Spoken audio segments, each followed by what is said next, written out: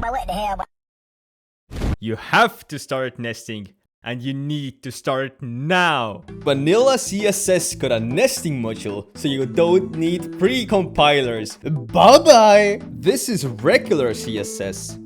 This is nested CSS.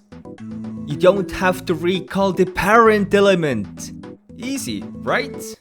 Perfect, let me ruin it for you. The ampersand sign, aka the and sign.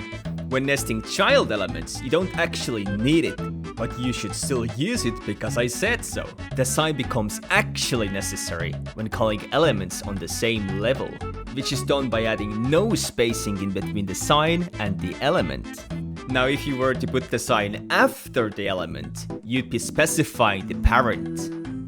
You can also use selectors, pseudo elements, pseudo classes, media queries, as well as nesting inside of media queries.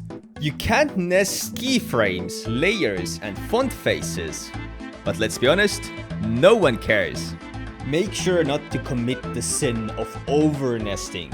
Otherwise you won't understand what you've written. Partially because you'll be burning in hell. Start nesting!